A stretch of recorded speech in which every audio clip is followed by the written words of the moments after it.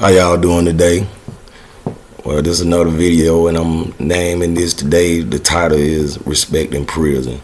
And I just like to wish everybody a happy new year, and I hope everything that you wishing for this year come true. And I appreciate y'all looking in on my videos and responding and just giving me encouragement to keep going. This day, I can truly say that I'm doing okay, and I wish the same for you all. And I'm gonna come today on respect in prison. And I looked up the word respect, and it's a feeling of deep admiration for someone elicited by their abilities, qualities, or achievement. That's the noun version. The verb version is admire deeply. And I just want to give an account of when I first came into the system. I was just turning 21 years old, and I pretty much had a lot of respect on the street at the time, in the streets of Augusta. And all through my life, I pretty much had a little respect. I ain't saying I was no bad dude or thought I was no bohog or nothing, but I did get a little crazy at times. I was kind of like a problem child, and all the way from the streets up to prison until now. And my earliest accounts, like when I went to prison, I went to jail, I used to fight all the time.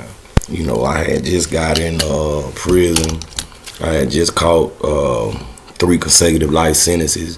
And before I went in, I was really turned up because I was real young, and I had kids and babies, And I remember my earliest recollection in 1992, the beginning, I got to fighting with a police, and I slapped him. This white guy, like twice in the county jail at 401, and the hotel, they called it back then. And the only thing that saved me, from that situation was it was a lieutenant in there that knew my mom, and the whole force came in off the street. And this lieutenant, I think his name was Hampton, Lieutenant Hampton. He was a big dude. I wasn't nothing but a little old scrawny dude, but I had so much heart, and then I didn't really know which way I was going. I had like I said, at the time, the mentality that I had was very recalcitrant, especially against authority. And I remember he came in there, he threw me up on the wall, and there's like 20 or 30 police behind him ready to beat me up. And he threw me on the wall, always jacked me up. He jacked me up by one hand and put me on the wall, and he said, when you come down, I'm get in that cell. So these folks just standing around me ready to beat me up. But like I said, I had a lot of things going on in my head and in my mind, and it was a lot of things that I was getting ready to leave behind for a long time, So I went on to my cell, and he came back and later, and he talked to me, and he said, man, them folks were ready to beat you down, And I said, I know. He said, man, stay out of trouble. And I tried my best to stay out of trouble, but how can you tell a 21-year-old kid that just received 3 consecutive life sentences that to calm down? But anyway, that same officer came back, and he apologized for his part for kind of provoking me to do what I did, which wasn't no excuse. I didn't have no business put my hands on that man, and I did. And we got a little relationship before I left. He gave me a Bible and everything, and I went on to prison. So you talking about 1992, I'm heading to one of the top security prisons in the state of Georgia. And not to forget, I had respect on the street, and I don't know if I had the respect of just being a badass, or because I used to be a nice dresser too, and and other people thought about me certain ways. You know what I'm saying? I had to, I was on this side of town and I was on that side of town, and then people really didn't know who the real me was at the time.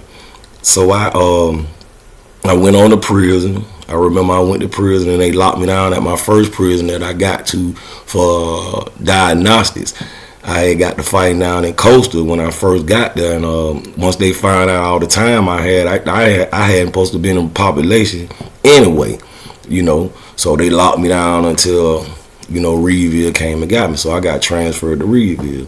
Mind you, this the granddaddy prison of the state of Georgia. This is where they send the bad dudes at. I'm 21 years old and I'm going out there, and I don't really care about what nobody else going on. I just knew I was gonna survive whatever situation that I was gonna be put in. But the respect about it, that I gained respect through just being myself. I never followed anybody. I never, I listened to somebody, and the things that I could use, I took them with me, and the things that I couldn't use, I discarded those. But it was a rough life in prison, and to gain your respect. And it was an incident that I'm gonna tell you about that I never knew I had this much respect in this prison. But I stayed in this prison like 7 years, from 21 to 28 years old, and I got kicked out of this prison in 1998, August the 18th, if I can recall. And so going into this prison, it wasn't no fear in me.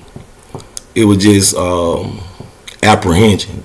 It was like, what's going to happen here? Because like I said in other videos, that I really didn't understand the situation that I was in, and it never dawned on me that I was in the worst prison in the state of Georgia. I really didn't care, like I said, at the time my mentality wasn't even to the point where I was really valued nobody's life. So as I continued to do time, like I said, I did 7 years down there, but I gained a lot of respect. I used to fight like, Lord, I fought like my first 2.5 years in prison, I might have spent 2 months in population, because I always was fighting it. And it wasn't because I was trying to gain respect. It was just that I demanded respect. I mean, I was put in a situation where I came off the street and I had respect, so I had to gain my respect there as well. And there wasn't no conscious thing that I did. It was just that's who I was, And I gained a lot of respect, and a lot of people respected me because of who I was. They knew not to. When you come to Scarface, they knew that you just couldn't come to me any kind of way. And all wolf tickets, I'm taking them up, and that take me to how prison is today with the respect thing. I got out of prison in 2019, and I really see, well, the respect level is gone, and a part of the reason I feel by being transitioning from 1991 to all the way to 2019, I seen people come and I seen people go, and I seen the transition that prison was making at the time, doing this bid, and the new crowd, the guy, it wasn't really many affiliations when I first came to prison. You got your respect by who you was and what you did, and even when you was in Islam, you still had to have a certain type of character before they would even accept you into their fold. And that was in any other organization that was in prison. And so the affiliation that they got going on now, it's like I can come in and today in prison, I can come in and just say that I'm a part of this my affiliation, and you automatically accepted into the fold. And that took a lot of respect away from the guys in prison, because the older guys that done did time, if they ain't set the standard for themselves doing prison, then it's rough in prison right now for a civilian, and it's no respect no more. Nobody has to work for respect in prison anymore. All I got to do is go in there and I throw up something and say I'm affiliated with this, and then I'm automatically accepted, not knowing the people that is accepting them, not knowing what type of person that you dealing with, what kind of individual this is. Most of them snitching. You know what I'm saying? Most of them done did something that's, you know, not accepted in these type of organizations. And sorry about that, but you know, and it makes my mind. It made me feel like, you know, all the time I done put in, and all the time I dealt for myself, and you know, these cats just come in and they just automatically get respect because of what they say they're affiliated with. But it's nothing real no more. That's why it's so dangerous, because people are in prison now. They'll just take, you know what I'm saying, people in, and they send them on missions. You know, because 9 times out of 10, the things that these guys be doing in prison now, they wouldn't be doing it unless they had somebody behind them. Like, versus back in the day, you had to do whatever you had to do on your own, and that's how you gain respect. And now the respect in prison is gone, you know, unless you affiliated with something. You know, just like Tupac said, you know, I'd rather have one real cat behind me than have 1,000 cowards. You know, and that's how it was when we came up. We all built our own individuality of respect inside this prison. Therefore, even so, when we came together, it was just that much more force that you had coming behind you. You know, I always made sure that the people that was from my town, I made sure that they stood up for themselves first before I stand up for you. Just put it that way. I'm not gonna stand up for you if you ain't gonna stand up for yourself. You know, and that's being respectful. Now, if you stand up for yourself, then I'm there to watch over you too, and go in the battle beside you. But I'm not going in the battle before you. And that's just the way it is in prison. You know, it's a respect thing. If you ain't got no respect, then like now, then anything is possible. And you in a situation where you got to always be on point. And it was hard getting away from that once I got out of prison. Because versus prison, getting back out on the street again in 2019, I seen that the respect level had done went way down. You know, I done been into a few altercations out here, you know, dealing with different situations, and I can see the respect gone, you know, because most of the time these dudes don't really be understanding or knowing who they be dealing with. Like I said, I changed my life, and I humble myself daily. I got a lot of humility, and I'm grateful to be here today and not be in prison, and just my freedom. But it's so disrespectful out here to it. It's ridiculous, really. You know what I'm saying? We ain't got no respect for nobody no more. You know, so when you on my Facebook page, that's why I see acts of kindness where people be going and out on the street, and they might be acting like they vagrants and going to people asking them for dollars, and you'll be amazed at what you hear from these people. Oh, go get you a job. And then, I mean, sometimes you might find yourself in that situation, because I done did it. It just depends on how people confront me or how they step to me. But it's heart-wrenching, and it really tell you something about how society is going and how you are as a person, as an individual. If somebody came up to you and they asked you for something, and you like, I get a job. Sometimes people need help. You know what I'm saying?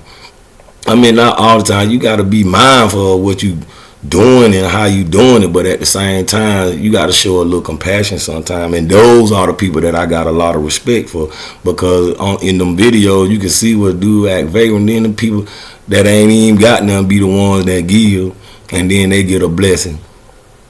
The man might ask for $1. This lady gave her last dollar, and this dude gave this lady $1,000, and it broke it down, and that touched my heart to the point of that's where my respect at. That's what I respect. You know what I'm saying? And respect in prison is basically gone. You know, people don't respect people as individuals no more. People are respecting affiliations and who you're associated with. So that's why when these people coming out of prison, they ain't got no respect for society. You know what I'm saying? They ain't got no respect for their fellow brothers. They ain't got no respect for nothing but themselves. You know what I'm saying? And it's it's a situation where you got to always be mindful of what your plight is in life.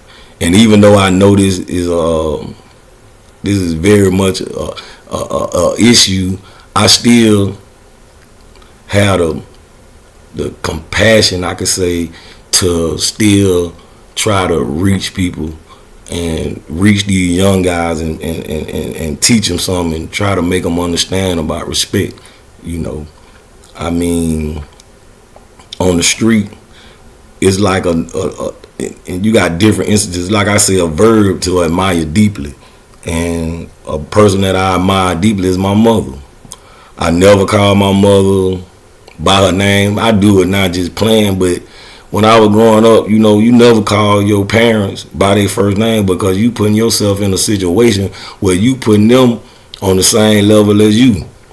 And I'm in my 50s, and to this day, I still don't disrespect my mama by calling her by her first name. That's just a no-no. That's how I was raised.